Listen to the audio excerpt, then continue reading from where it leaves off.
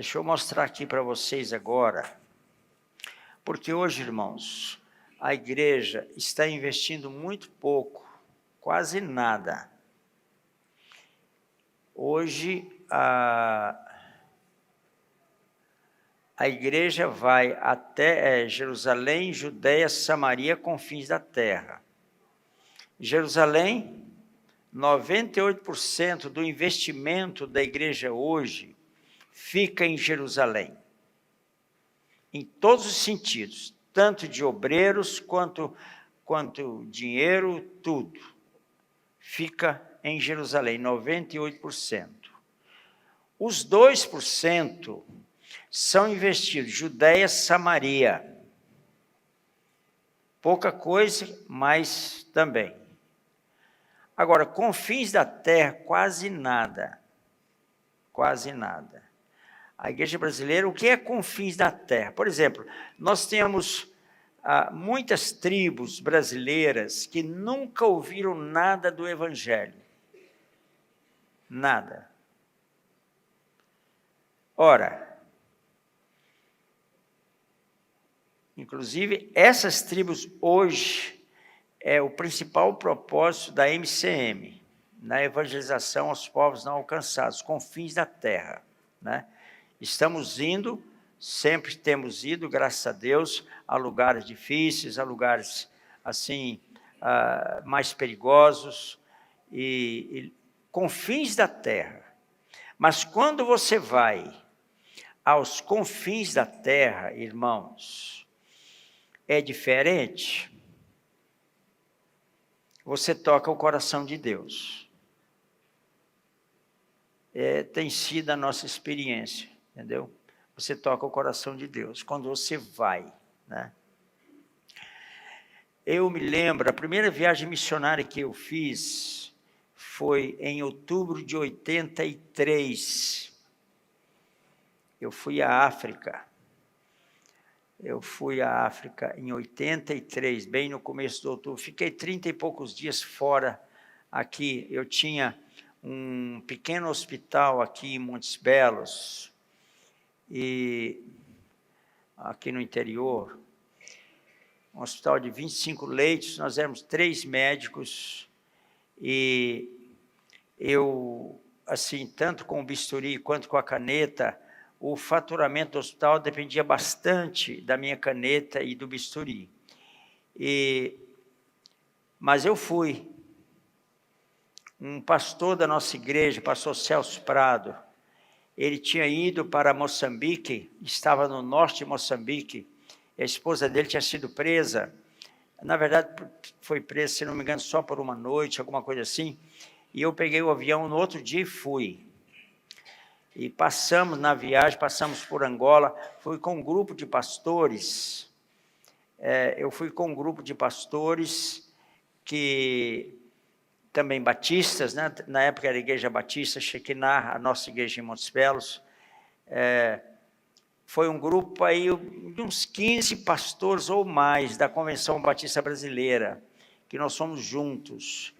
E você vê que quando você vai embora, você vai para as nações, algo acontece. Eu me lembro que quando eu cheguei lá no Galeão, no Rio de Janeiro, para pegar um avião, o excesso de bagagem que eu tinha, que eu levei muitas malas, caixa, Novo Testamento, muito material lá para o pastor Celso e tudo, e eram 9 volumes. O dinheiro que deu o excesso de bagagem, levava tudo que eu tinha de reserva lá para a viagem. E eu falei, eu não vou pagar. Eu vou para as nações, eu não vou pagar esse excesso. E vocês vão levar isso. Vocês vão levar, eu não vou pagar. Aí paga, não paga, paga, não paga. Eu falei, os pastores todos preocupados, porque todo mundo já tinha entrado no avião, eu continuava brigando que eu não ia pagar, né? E os pastores já dentro do avião e tal, ó, esse passageiro aí está nos constrangendo, criando problema para nós, aquela coisa, me deixaram sozinho lá. e com a minha luta, e entrar no avião e tal. E eu falei, eu não vou pagar e eu vou viajar.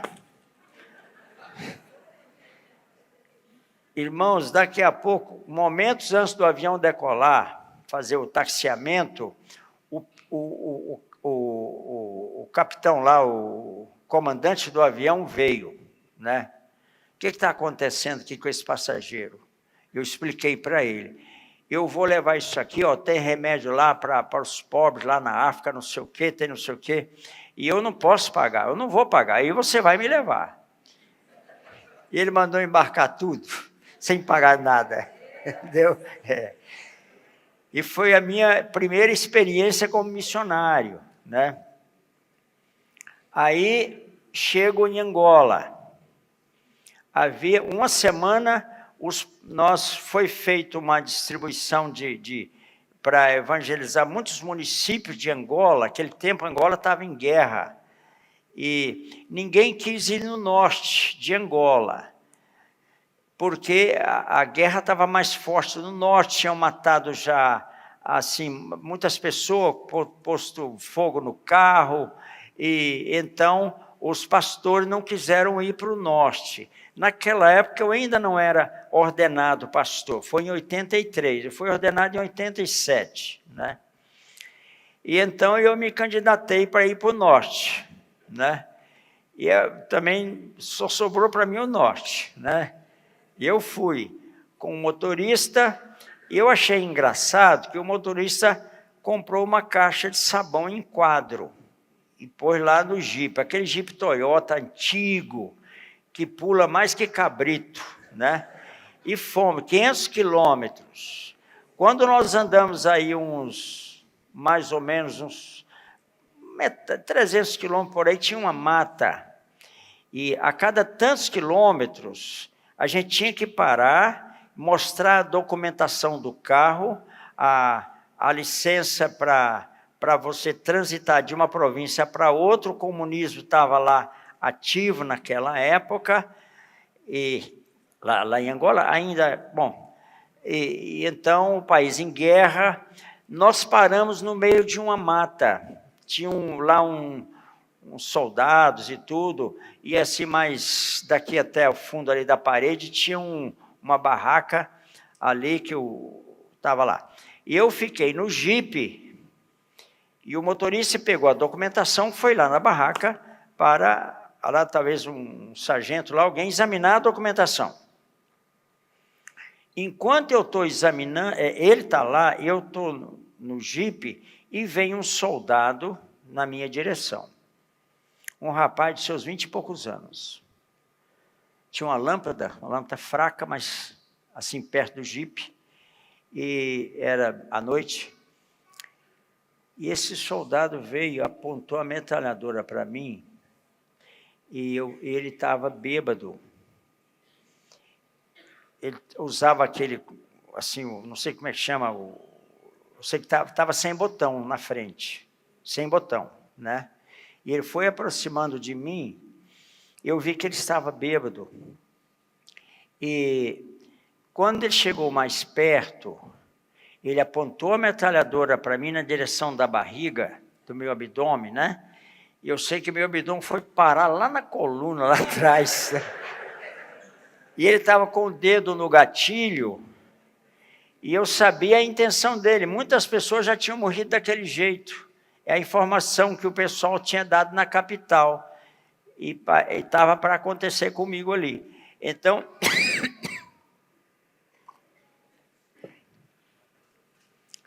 ele chegou a ser mais ou menos 1,5 metros.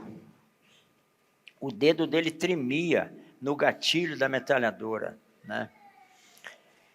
E eu, naquela hora, eu pensei assim, não orei, assim eu pensei, ó, Senhor, se for agora, recebe meu espírito, só isso que eu falei. No meu espírito eu falei para o Senhor, né?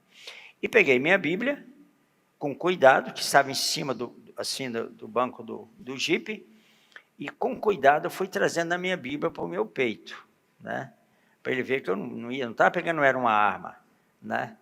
E encostei a Bíblia assim no meu peito, com a mão esquerda, Quando eu coloquei a minha Bíblia no peito, ele falou assim para mim: o que você faz? Eu falei: eu sou missionário. Ele estava com os olhos esguichados, assim, vermelho, né? E com hálito.